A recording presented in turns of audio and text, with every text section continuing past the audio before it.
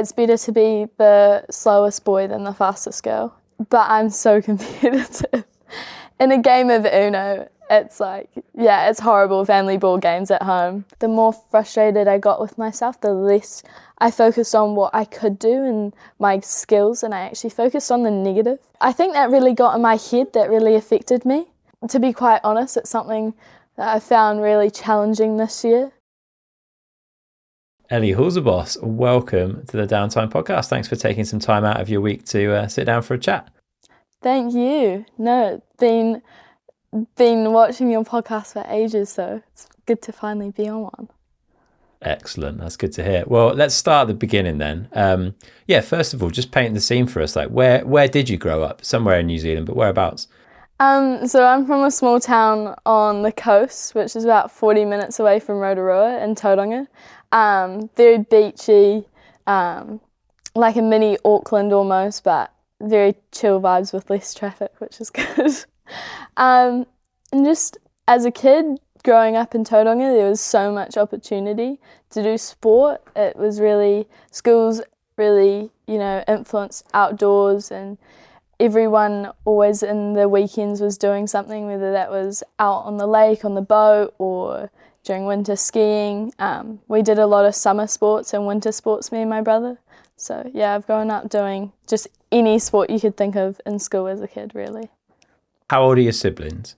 So I've got a little brother and he's 15. He's 2 years younger than me. Yeah, 15. Okay.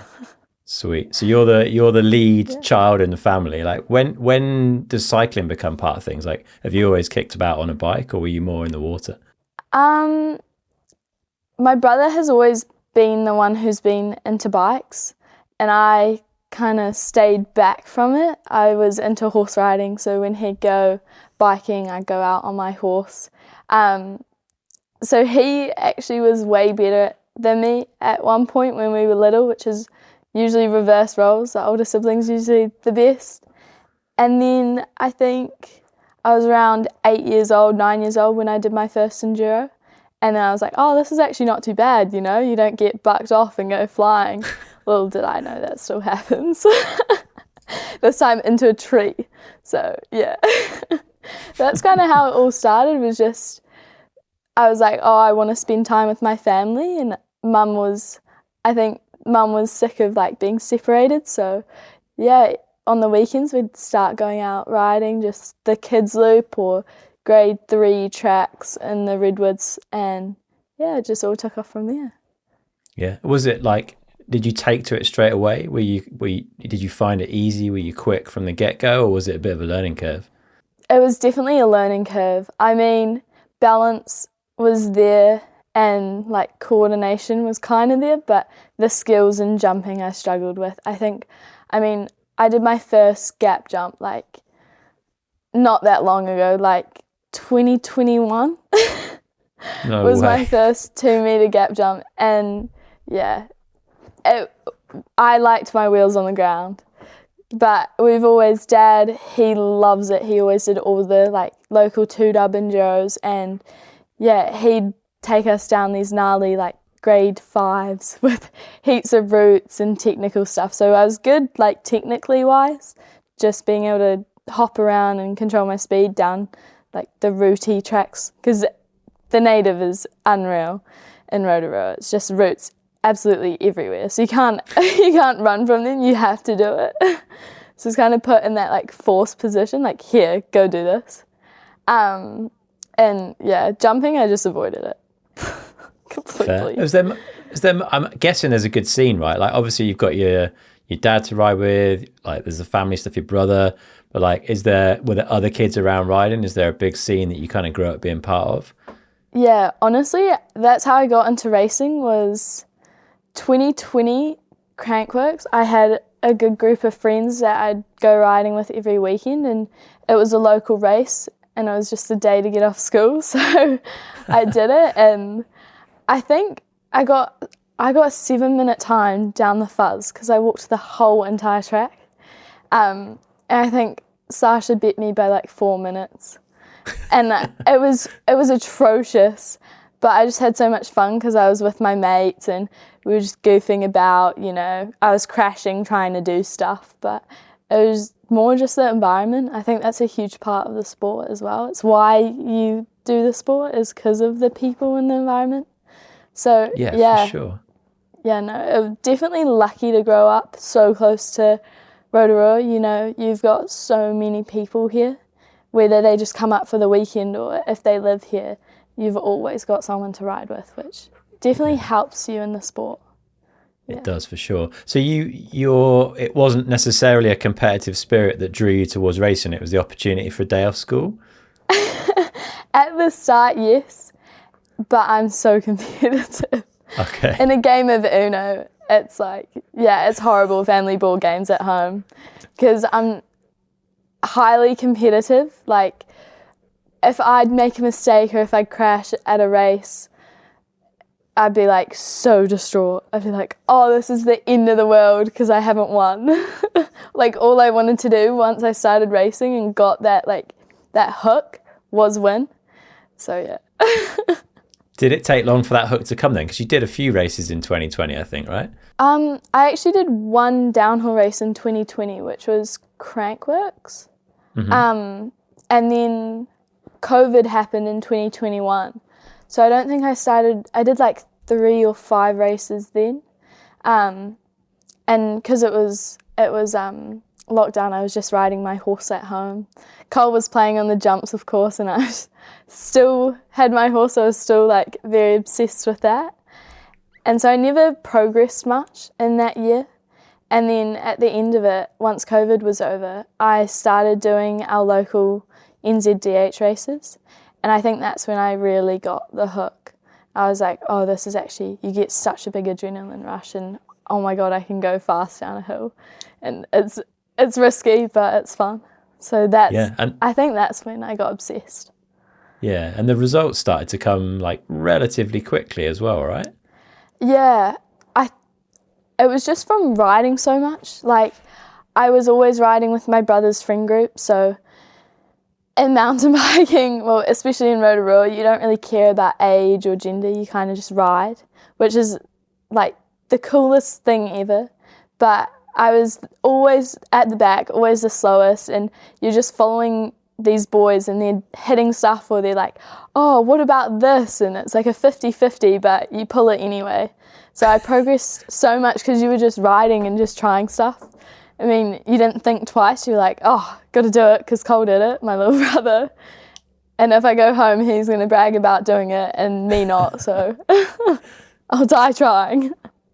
That's cool. So you've never had a thing in your head like male versus female or any of that? You're just like, oh, if that person's riding it, I'm riding it. Yeah. And when I was like 8, when I first started, Vanessa Quinn actually told me one day, she was like, it's better to be the slowest boy than the fastest girl. And I kind of took that very literal. So I've always just been at the back of the boys. Yeah. Yeah, that makes total sense. Like, it's a good way to get fast quick, I guess, is to just push yourself and ride with faster people. Yeah, definitely. What do they say? Is it iron sharpens iron or steel sharpens steel? One of those sayings, but good saying. Yeah. I like it. And yeah, New Zealand, obviously a great place to come from. Like, you've got heaps of terrain and you've got a really strong national series there as well, I think, right? So you've got like good races with good people, with names that we know on the world stage as well. Like, it's good for you to be able to chuck yourself in. And I think you did in like 2022, you started like doing a big kind of go at the nationals. Yeah, that was when I was like, okay, I really want to go ride these different places. And I was like, I really want to race. So we started doing not just the North Island series, but we did the South Island series. And I got a few good results, and I think that's when I got a couple sponsors as well, was around that time too. And just that extra help, you know, you have more connections in the sport and there's more support. So it really encourages you to like keep going. So yeah, that was a huge influence actually, was the people around me. Was, you know, if they're putting time and energy in to help me, I was like, okay, well now I gotta try hard, and I actually got to do this properly. So were sponsors coming to you? Were like you or your parents approaching them? Like how did that happen in those early days? Yeah, it was sponsors. It was sponsors coming to me, but I love to talk, so I'd always go and talk to people. I feel like, yeah, probably talked too much at the first World Cup in Fort Bill. I got so tired and almost lost my voice from talking too much. I was like so excited. I was like, oh my God, new people.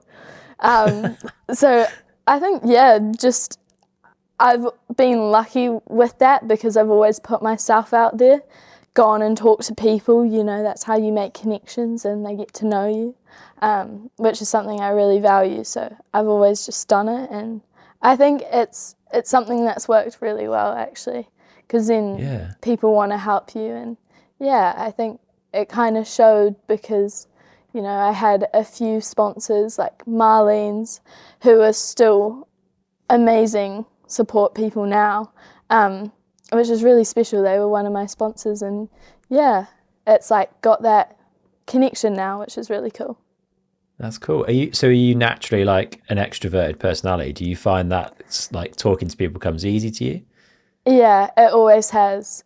I've always been the talkative one in the family.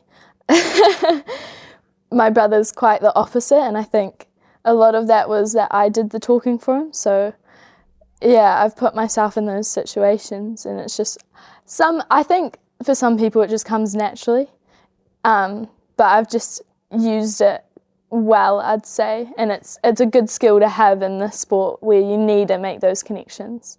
Yeah, 100%. So you've got a bit of support, and you said you start to almost to feel a little bit of pressure to perform as soon as people are like backing you in that way.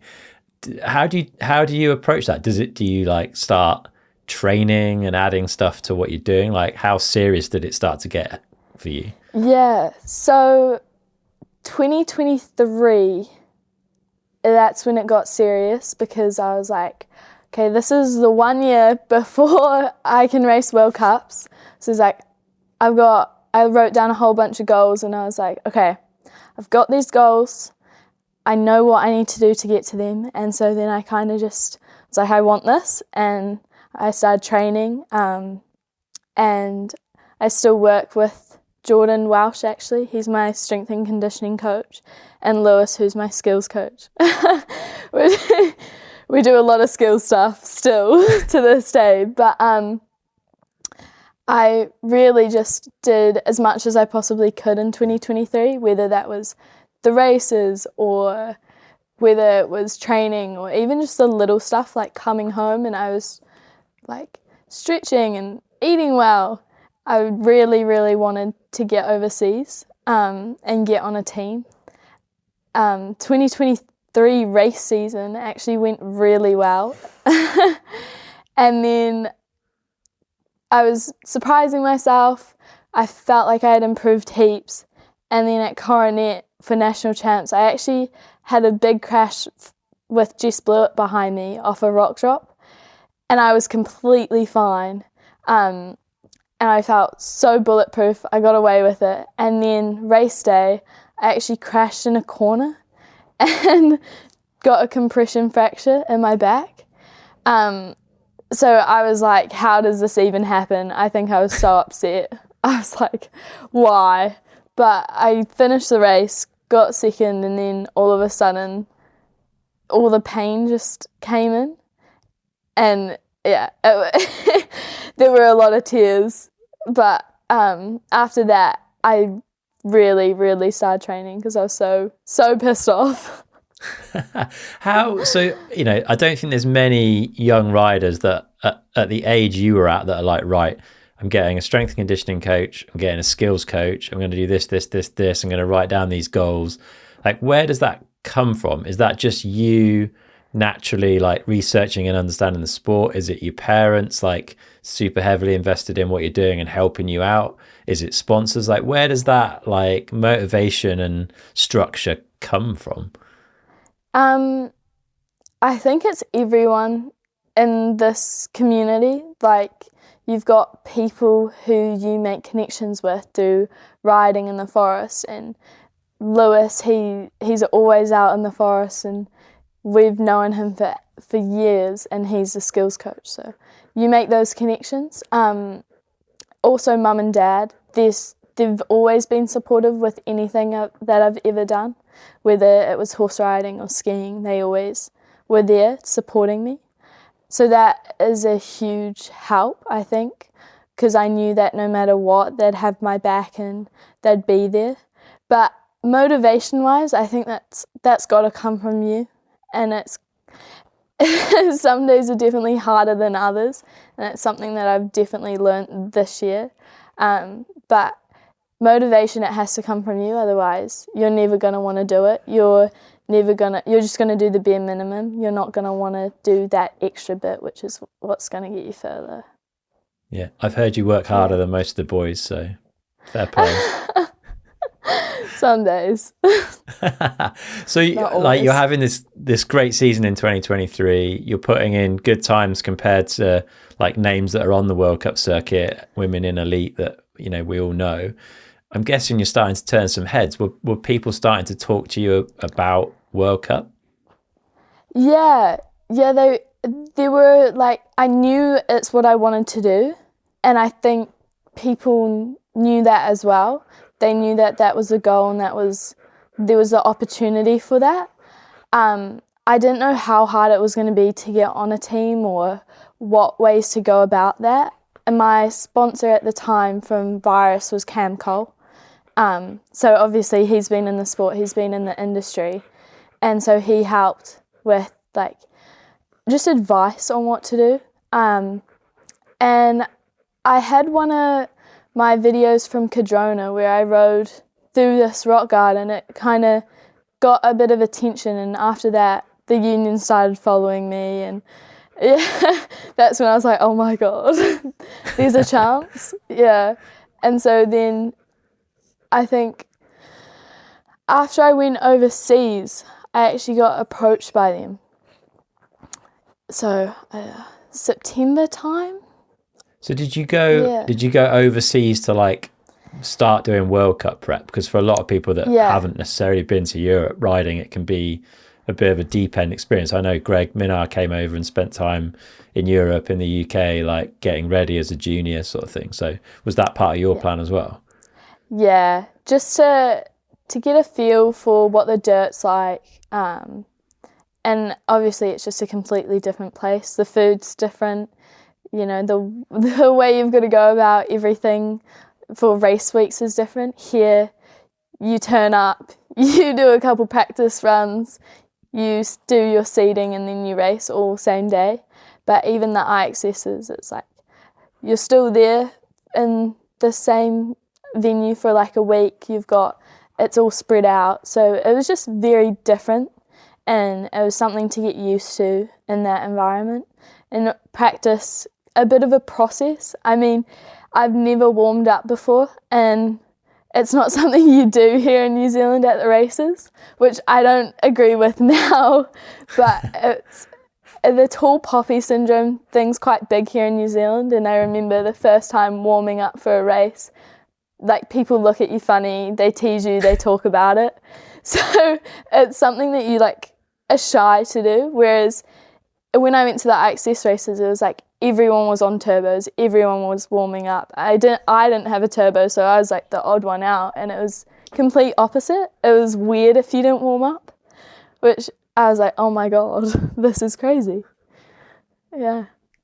That's good to learn though. Like imagine if you were doing all that at your first World Cup, like coming over and doing a bit of it ahead of time must have been a big help. Yeah, definitely took away some of the nerves. For sure. And that's when Joe came and had a chat, was it? Yeah. So we got an email, and I remember getting it and being so excited. I almost cried, I think. And I got this email from Jobo asking to talk. And from there on, it was just emails back and forth. And yeah, an offer got proposed, and signed it. Which it's was hard pretty to say crazy. no, right? Yeah. It's very like hard to say no. Even though they're a small budget team compared to a lot of teams, I feel like it's a bit of a dream team for a lot of riders to ride for. There's something about what Joe and Rose have built at the Union that is pretty special, I think. Yeah, and just like the way Jobo's staffed it, like it's so well staffed, and it's very much like people focused, which I think is hugely related to its success. I mean, yeah, if you're having fun, you're going to go fast. And as a first year junior, like, as much as you say you don't want to get nervous and you fight those nerves, you still do, and you still put this expectation and pressure on yourself. So having an environment where it's like Jobo's there, like just have fun and go ride your bike, and Rose is just stoked to see you on a bike. It's pretty special. It helps so much and makes a huge difference without even realising it. What they've done and is just so special. Yeah. Yeah, perfect fit, especially for someone entering like World Cup for the first time. I think it's a great stepping stone for many, many people. Was there much, like, obviously limited budget, like getting everyone to fancy places in the sunshine for team camps isn't always straightforward. Like, had you done much together as a team before landing at Fort William for the first round? Honestly, not a whole bunch. The first time I met Chris was at that Crankworks race, and Connor, me and Chris's mechanic, was there. And obviously, I'd known Lockie for a while because of riding in the forest. So Lockie I knew, Connor I kind of knew, but not really. And Chris was the first time meeting. And then when we went to San Remo, that was the first time meeting Frida as well and actually being together as a team. So that was really exciting. I mean, the only other place that I'd been to ride a bike before that was obviously Europe for the IXS races, but it's completely different, a team camp to the races. You know, a team camp, you're testing stuff, you're doing timing, and it's all very exciting because you get to try something for like your race bike. Yeah. That is exciting. And San Remo is such a like iconic testing venue as well. And I've only ridden there once, but from memory, it was pretty rocky and pretty gnarly. Yeah, it was very gnarly, and I was like, gotta go quick here. Like, Chris is going really quick right now. Like, pick up the pace. That's cool though. So, and I guess good preparation for Fort William, right? Like, Fort William is also on the rockier end of things. Yeah, it was really good preparation. Also in the fact that it was so long, and also cold. Yeah, but true. To be fair, Fort Bill was the nicest race of all season. So, yeah. Yeah, that's saying something, isn't it? Fort William being the best race of the year, and that for weather is pretty rare. So how are you feeling then? You were obviously pretty excited when you showed up at Fort William for round one this year. I was very excited. I think, man, that race and that track is just unreal. Like, I genuinely love it so much. I think it's a proper racetrack. It's gnarly, it's long, it's physical, but also in the fact that, like, there are big features in it as well, and there's rooty sections, so it's kind of got everything, which I love in a track. I went into that race really excited, but also I was trying to not put pressure on myself. So practice was really fun. I was, I'd come from a really good season in New Zealand. I'd had heaps of bike time, heaps of training, and I came into that race feeling really, really good physically. And I was ticking off the features and riding the bike really quick. But when it came to the actual racing, I was in the start gate and I just was so nervous. It's not something I've had to deal with before, nerves, and to be quite honest, it's something that I found really challenging this year, is nerves. I know Jobo's talked about it a little bit, but yeah, it was to the point where I was on carbohydrate drinks and like food wasn't staying down morning of the race. I was just froze in the gate, and yeah, it was like everything in my mind went out the window. All the training I'd ever done went out of my mind, and I was just so nervous. It was, didn't know what to do really.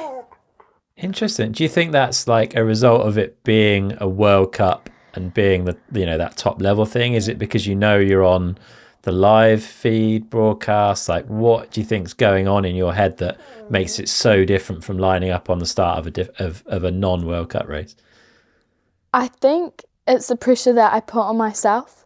I had this expectation to not make mistakes, that I had to do well, and that I had to almost prove something to myself, like I did deserve to be there. And yeah, I think that really got in my head, that really affected me, was that like, oh, you have to do this, you have to do well, and that I left myself no room for error. Has that feeling started to subside throughout the year? Have you started to believe that you deserve your place? Yes and no. In ways, yes. I think after Val di Sole, I was like, okay, I've got something to offer. In all honesty, it kind of went downhill from Val di Sole. We didn't get the opportunity to race Leger. I had a very big crash in Leger, so that knocked my confidence, and having to then perform after that was really difficult. I needed that time to refresh, and I woke up that morning and I was like, okay, I'm refreshed, I'm ready to go, and we couldn't. And so that was really gutting, because I felt like I had more to give, and I felt like, after making such a big mistake and hurting my body like that, I was like, oh, I want this bad, but that's something everyone had to deal with, which it's hopefully a bit of we pills don't to have swallow, to deal though. with it. Yeah. Does that change? Does going through that experience of having the junior final cancelled and the result coming back to the qualifying result, does that change for you the way you'll approach qualifying in future? Like, or can you not really do anything different? Yeah. Because you can't control what happens weather-wise, obviously. You can only focus on, controlling what you do, and your planning around that as well. I didn't even think it was an option to cancel the race. We've raced such wet races here in New Zealand that I was like, oh, we'll just race in the rain. But it's obviously very different, because you've got the elites and you've got the live stream that you've got to deal with. I think the reason why it was such a hard pill to swallow was because of what had happened. I'd had a mechanical in practice, I'd had a big crash, had to go get x-rays, and by the time I came to qualies, I'd only done 4 practice laps, because you've got the lift queues, which is so long as well. So that's another thing, is in the junior years, you look at Finn and he can miss out on practice and still race, and that's the the junior years, is where you're used to just laughing and you can't really you haven't developed those skills to be like, oh no, I've got it.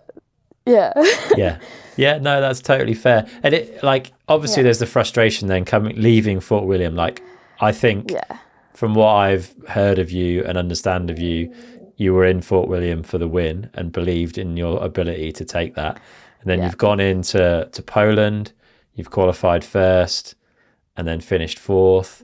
You've gone into Leogang, qualified first again, put down what I would say was a pretty wild run in Leogang and finished 2nd, fair play. Some impressive holding on to a few saves there. But is that frustration building? Because the qualifying's showing the pace is there, but you're obviously battling the nerves and trying to get that performance out in a race run when it really counts.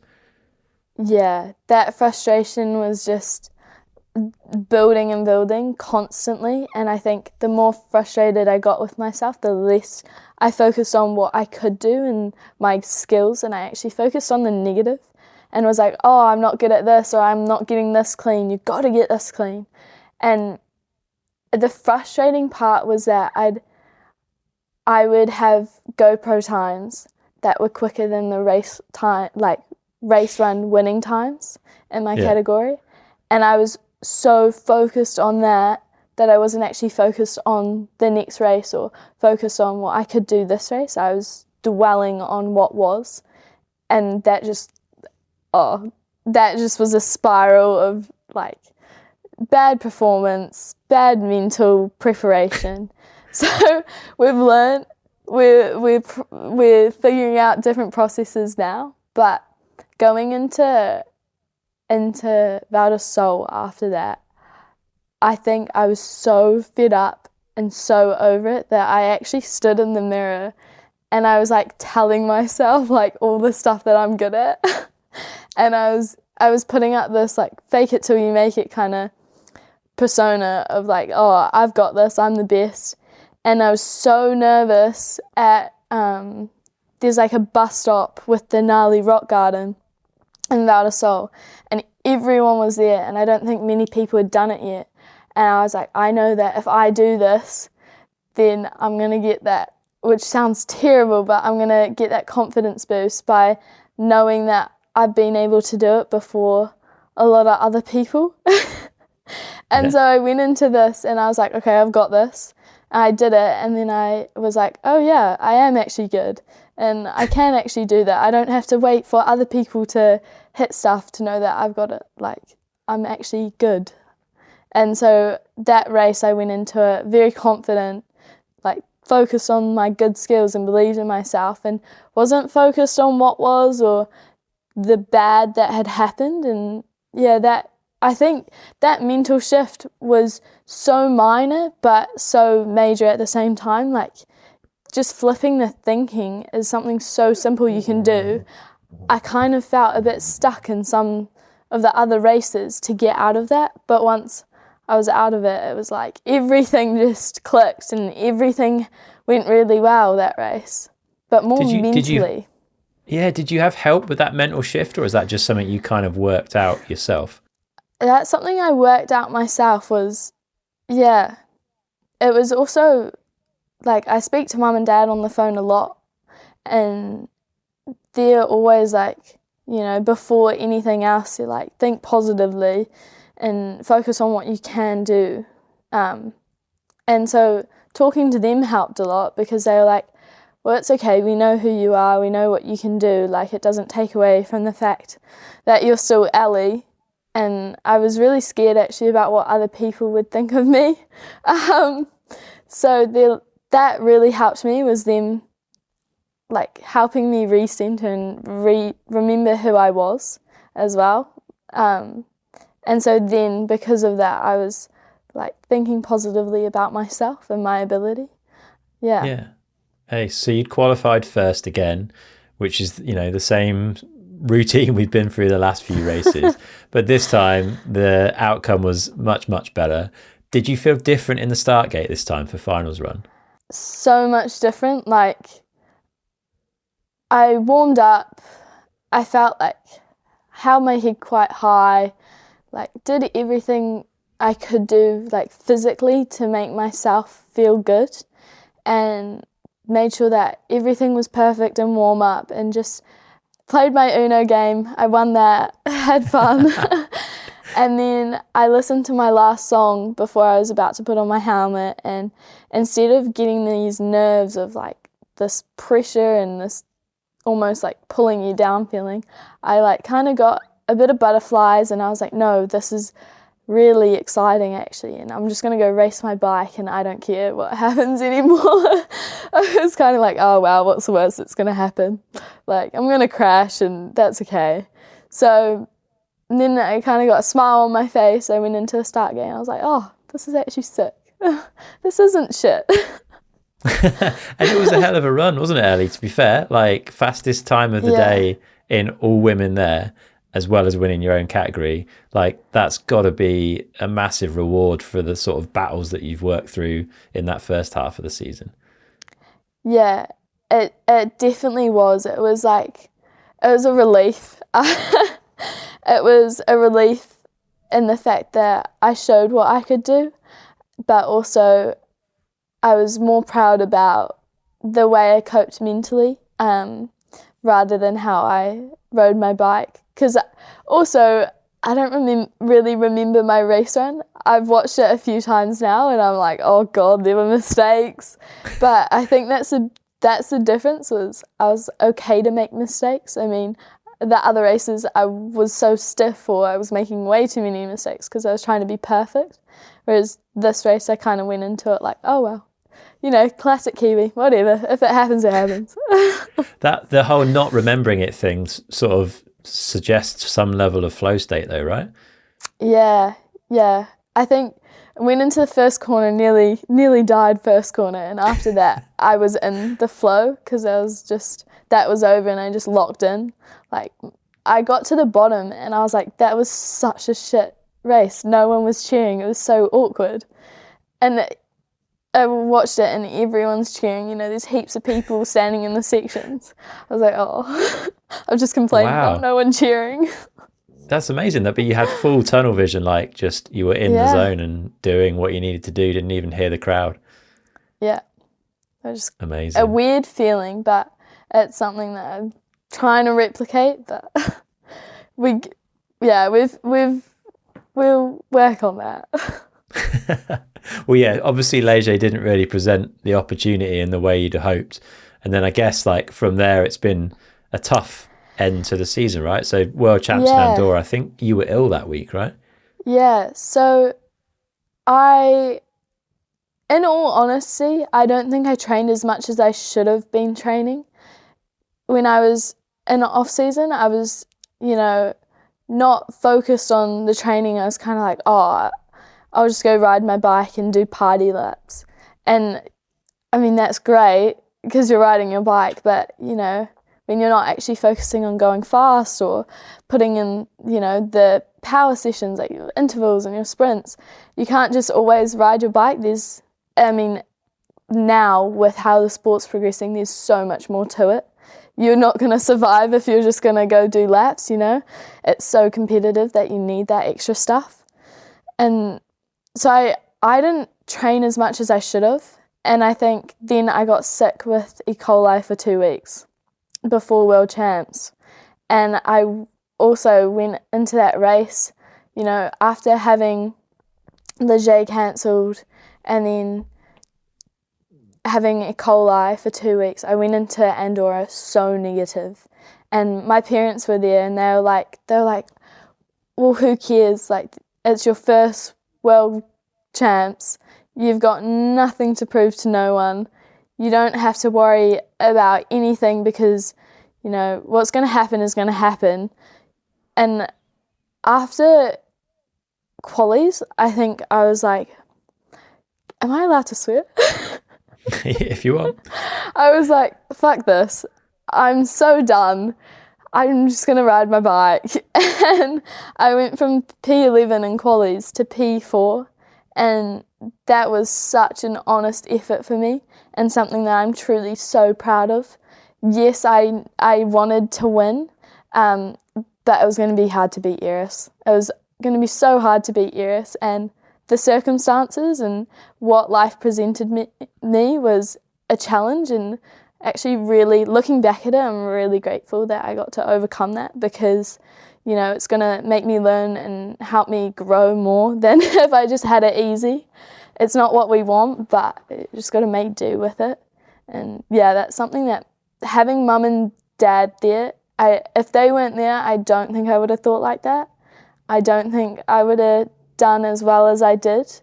I would have been so negative and just focusing on the bad rather than actually, you know, taking a step back and being like, well, I get to race still. Can't do anything about it, but I can go ride my bike. So, yeah.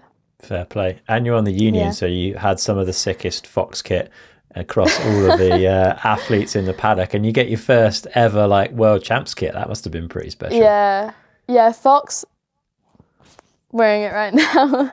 Fox they are incredible. Like, our kits this whole year have been so insane. I feel like we've got the best kits on the circuit. Like, they look after us really well. So it's been a bit of a treat when you get to wear something cool. You're like, oh, yay. We've had a little downhill project here in the UK, and Fox have supported that. and the boys on the team are all, whenever I ask them, they're like, we just want to look like the Union, like make us look like the Union.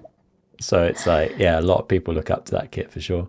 So yeah, from Andorra straight on to Ludenville, and that was definitely a challenging weekend of conditions. Like the track changed so much throughout the weekend, and a lot of it was spent in kind of heavy cloud and heavy rain. How was it for you? I love the wet because we ride in Rotorua all year round. So you go from like loamy good dirt to really wet, really slippery, muddy bog in winter. So as soon as it rained, I was like, yes, this is like Rotorua conditions. This is perfect. So I was loving it in the wet. I chucked the wet screens on and I was like, I'm having the time of my life, sliding around, so much fun. And then it dried out and I was still focused on it being wet. I think in spots I'd see the dark patches and I'd think, oh, it's wet, but it actually hook up so well. I'm not used to that just constant changing conditions, which is something we've had a lot of this year. You know, you've got a wet practice and then next minute you're racing in the dry. So as a good rider, that's something you have to adapt to, and that's something that I'm now trying to work on, is that mental flip of like, okay, you can trust the dirt and you can push. I feel like a lot of it comes down to mental, because you can ride your bike well in the dry and you can ride your bike well in the wet, but yeah, being able to change it, I feel like that comes down to your mind. And that's fair. And I guess I don't know if it's the same in New Zealand, but like in the UK, tracks can definitely get wet as quick as they have done this year at a World Cup, but they don't tend to dry as quickly as they can in the Alps. Like there's something about a warm, slightly windy day in the Alps, and the track can be a mess in the morning, and by lunchtime it's basically bone dry. And I don't know where else you experience that. Yeah, definitely not in Rotorua. Definitely not. There's still puddles days after the rain. But it's hard to practice, right? That constant change in conditions is hard to work on away from racing to get better at it. Yeah, I think it is. I think it's just something, everyone's got to do. I think it's just going to come down to actually typical switching off your mind, kind of become a classic downhill racer and just go, rather than being so analytical. But yeah, unfortunately crashed that race. I did feel good, however, but I think I was still weak. Still getting my strength back, and I could have done better than I did, for sure. I wasn't focused enough because I got cross-rided in that corner, but it was one of those things where my head didn't feel in it, and your head has to be in it if you want to win. And I was so focused on crashing that I actually ended up crashing. So yeah, it comes down to the belief thing again, I guess. Yeah, hugely. Yeah. And then over from there, I think you took in an IXS race in Verbier, kind of before what would have been the closing round of the year, and that one didn't quite go to plan, did it? No.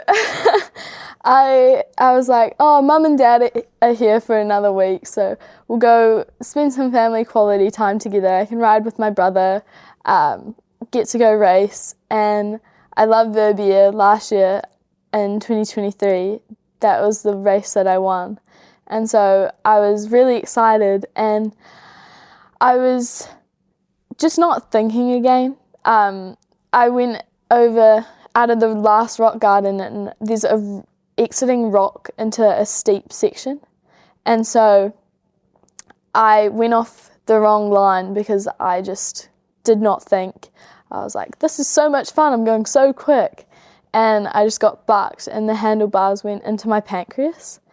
And I was actually so focused on my head that I got myself off the track after tomahawking a couple meters down the hill. And I just was so worried about my head that I didn't even think about my stomach at all. And then I think 5 minutes went by and my head was fine. And then my stomach was just like in immense pain. And yeah, in Switzerland, they call the helicopter pretty quickly. So the helicopter came. So got a free airlift, which was lovely. Thanks to insurance. Fair play. How's the recovery been from that? Like, what do you do? Was it a ruptured pancreas? Yeah, it was I don't know what they call it. It was like a fracture to the pancreas. Okay. So they said like 6 to 8 weeks. I got checkup scans done at 10 days, so 2 weeks after the crash. And then I had to wait another 2 weeks until I had the all clear to start riding, but I could start like training in the gym. So around 3 weeks I started just doing some ball catching and eye coordination stuff and some banded work just to keep moving. Fair play. I think with the pancreas it was more about putting pressure on it. So no, like, because it's very close to the spine, so no squashing it, just resting. Yeah, but we're good now. We're back on the bike, enduro laps. It's sunny and very hot here, so it's been perfect timing actually. Nice. Does that mean you've just had a bit of a longer off season then, really? Yeah, basically. It's given me, it's unfortunate because it's not what I wanted.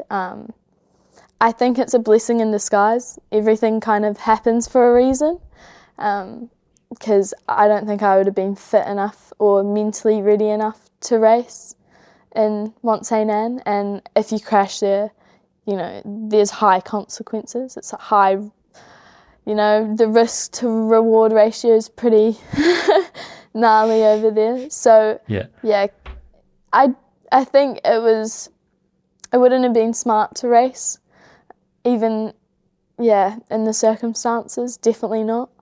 But came home, rested, and now we're back training, which is really, really, really good actually. Got some time to do a bit of a self-reflection on the year and see what went wrong. Now we're working on it, so we're getting there. Yeah, it sounds like you've learned a lot from your first season then.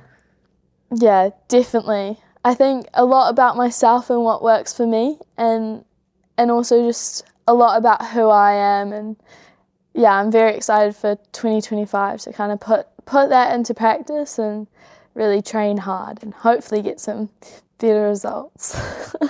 Well, and there's that, like, the self thing as well, but it sounds like you feel like there were like fairly big physical gaps as well, like fitness wise, and I guess they're kind of almost easier to close those gaps than it is to close the mental stuff, right? The mental stuff's always a battle, but like fitness is just a process. You just got to go do it, I suppose. Yeah, that's the easy part, is, you know, you see in your training program, you're like, oh, gotta go do a zone 2 now, and you go do it. I feel like the mental stuff is a slow process.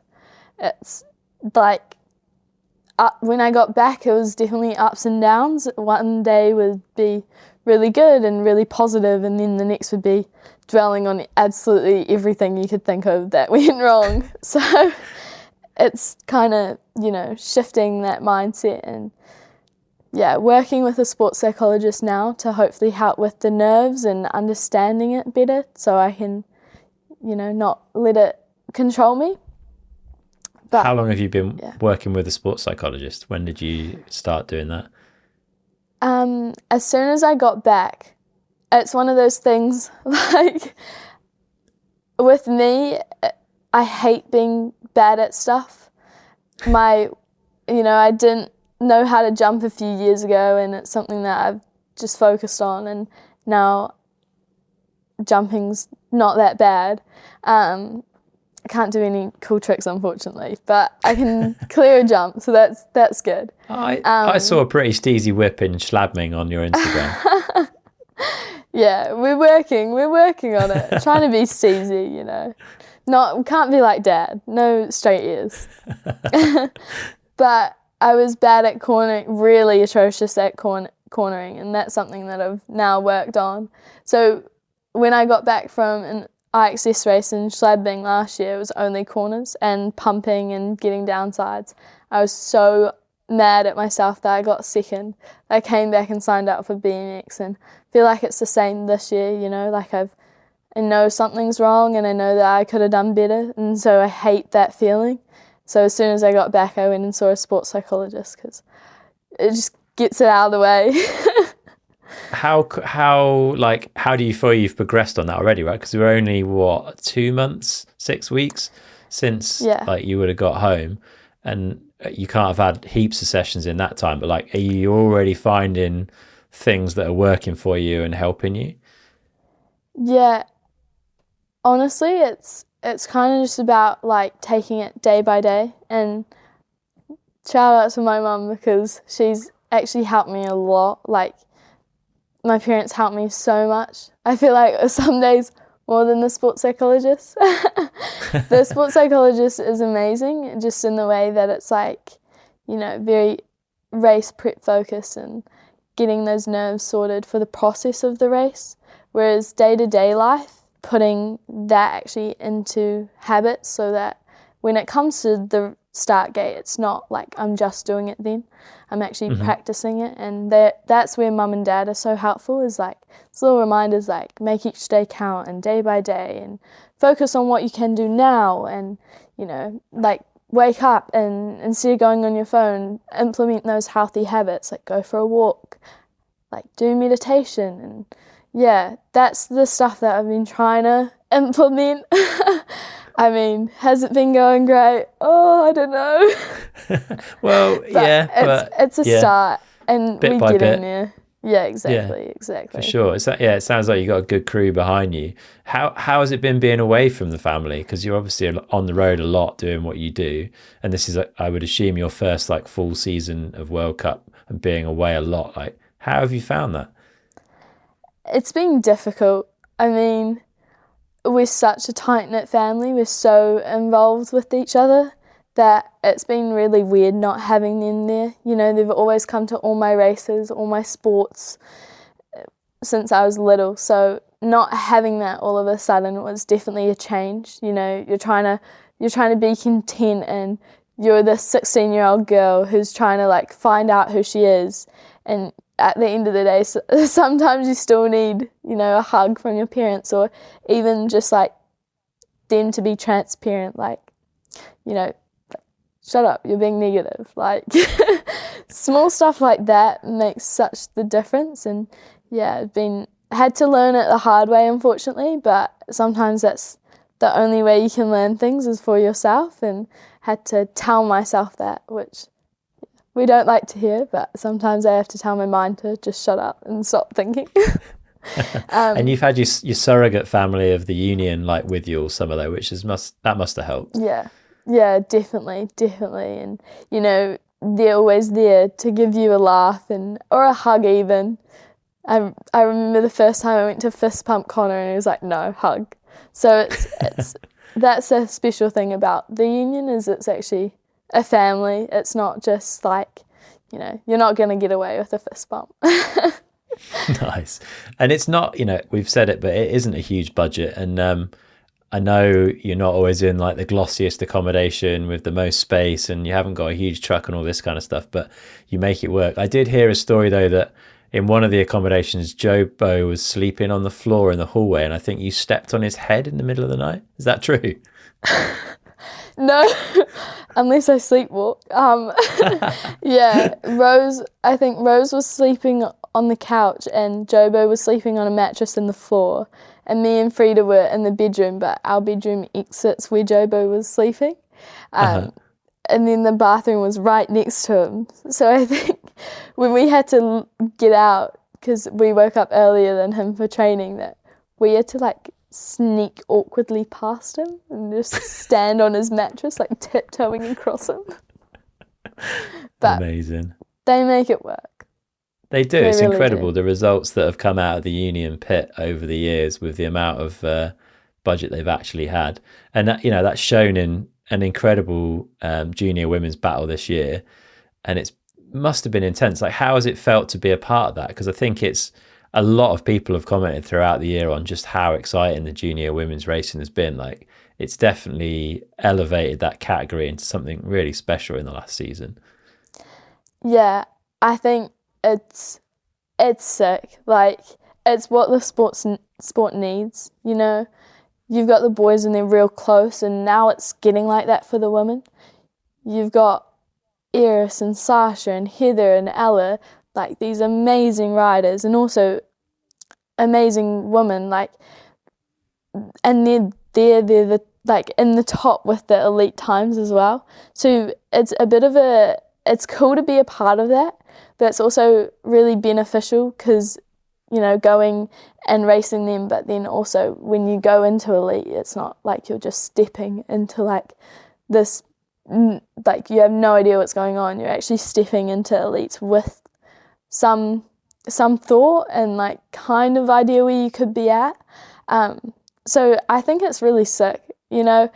It's pretty cool when you go in the forest and also there's like little girls and they are like, oh, we're going to start racing, or do you want to do all that with us? And yeah, that's pretty special as well, because I remember when I first started racing, like Michaela Gatto, she came and did a lap with me, and it was like the biggest deal ever because I loved that music video she did.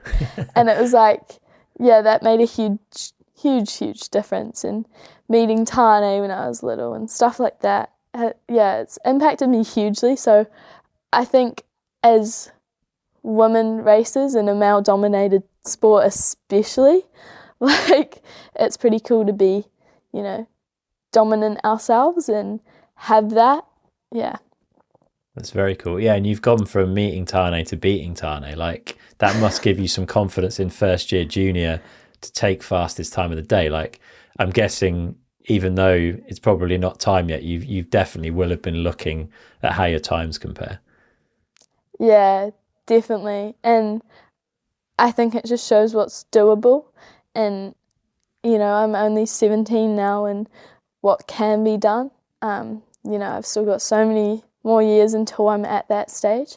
So I'm trying to just enjoy the process now and kind of work on what I need to like work on and, you know, focus on my strengths, and hopefully we'll get to that point where it's not just every now and then that I win a World Cup. It's actually consistent and my times are actually up there in the elites consistently, because I think Val di Sole is definitely hopefully something that isn't just a one-off and something that I have potential for more of. For sure. And you've got Eris and Sasha, I think, moving up next year into elites. So that we lose some of the fast riders from the category. Do you know, like, are there names coming in that we don't know yet? Like, what's your view of next year's junior women's field? I don't think it's going to get any easier. In fact, I feel like it's going to get harder. You've got, you know, Rosa Zeal, who's quick. You've got Aletha, who's quick as well, already up there with Eris. And then you've got Rose Marie Jensen, and you've probably got more that we don't know about, like the Ellas or the Heathers. And we've got these really quick girls, and a bit scared. But that's so cool, isn't it? It's so cool to have, like, every year there's fresh talent coming into the category, because, you know, junior women especially has been, you know, the smallest, least competitive category in, you know, historically, I would say, and that's changing so fast. It's just really cool to see. Yeah, it's progressing really quickly, and I think it's just going to get even more. It's going to get way better. You know, I know little 5-year-olds that are doing jumps on their bikes, and I was never at that stage. So I think in the long-term run, it's just going to be next level. It's going to be fun. It's going to be fun for sure. Yeah. Well, we should start wrapping up, and we'll finish off with our final 4 questions. And the first of those is, if our listeners had £150, which I think is about 325 New Zealand dollars, to improve their performance on a bike, what would you recommend they go and spend it on?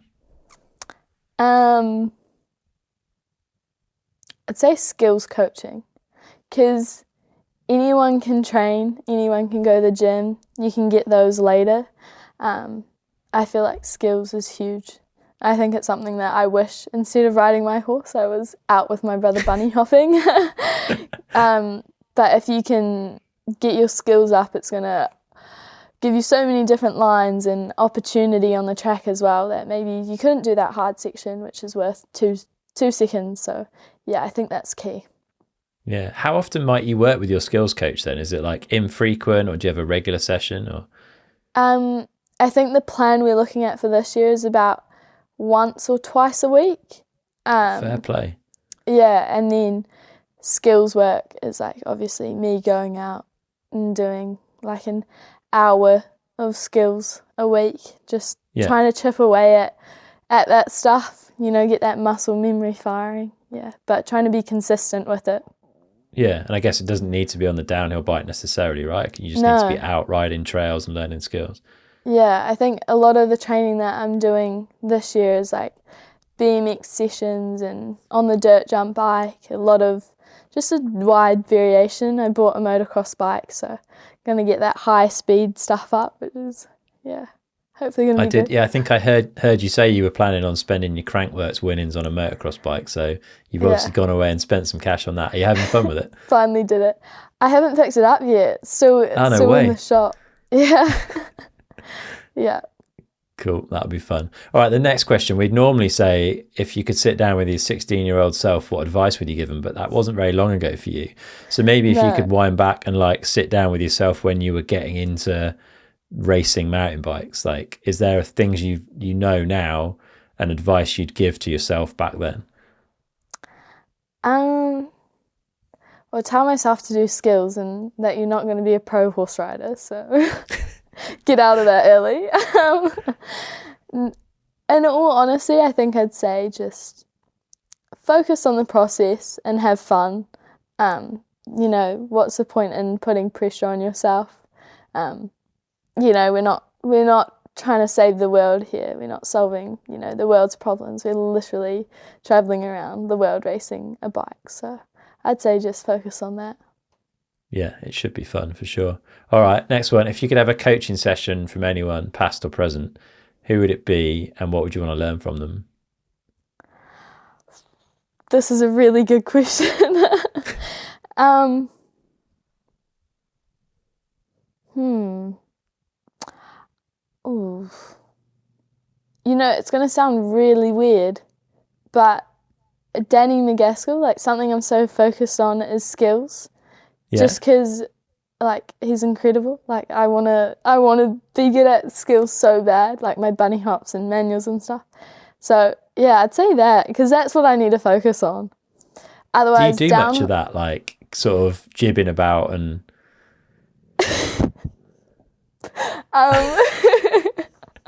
No, now yes. Okay. Like it's when I put my mind to something and I focus on it, then I'll get it done. But beforehand, if the boys were bunny hopping, I would be too scared to try to embarrass myself. And I've given up on that now. I just don't care anymore. I'm like, it's more embarrassing if you don't know how to bunny hop or if you don't try, Because if you never try, then you're just, one step further away from what you want to do. Yeah. Yeah. And all the stuff Danny does, obviously it looks great, like in a street trials kind of environment, but that ability to maneuver the bike just translates so well across to being able to like make a trail work for you, I guess. Yeah, it's pretty crazy. But downhill wise, I'd say someone like Pom Pom. She's pretty cool. I really like her. She's very cool, especially like the mental side of what she's achieved in the last couple of years, what she's been through to come back this year. Like, that's phenomenal, let alone how good she is on a bike, but what she's done in the last 18 months or so is it blows my mind a bit, to be fair. Yeah, so she'd be like the one rider who I'd want. Yeah, cool. Well, a day out with Danny Mac and Pom Pom would be all right, wouldn't it, I reckon? Yeah, not too bad. Sweet. All right, last one. What's something that you do every day that you feel benefits you? Getting up and just having a healthy routine, meditate, go for a walk outside with the dog, have a healthy breakfast, maybe, go to the gym in the morning, just getting those healthy, like, dopamine and endorphins, and doing that first thing in the morning always sets you off to a good start for the rest of the day. Is meditation a daily practice? Yeah, trying to get myself good. How long have you been working on that? Only like just started this week. Ah, Yeah. okay, fair play. Yeah, so it's something Interesting. that I'm trying. I find that it's the one time that my mind kind of goes quiet now and can focus. And if I can get that early in the morning, then I kind of don't go wake up and just scream at my brother. So that's good. And how are you using an app, or like how are you doing it? Yeah, headspace. Okay, yeah, yeah. Yeah, just Nice. following a course, which is pretty good. Yeah. Interesting. I'd be keen to see how you get on with that after a couple more months of it. I know Yeah. Nina Hoffman's a big fan of all that side of things, so there's definitely some evidence of it working well. Well, Ellie, it's been really fun getting to know a bit more about you. It's been an exciting season watching you and the other junior girls throw down. It's awesome that we've been able to watch those broadcasts and see what you lot are up to. I'm excited to see how next year goes for you. If people want to follow you throughout the season, like where's the best place for them to be looking? Just on Instagram, which is my name, Ellie Hulsebosch. Perfect. I'll stick a link to that in the show notes. But yeah, thanks for your time. Best of luck for 2025, and we look forward to seeing how you get on. Amazing. Thank you.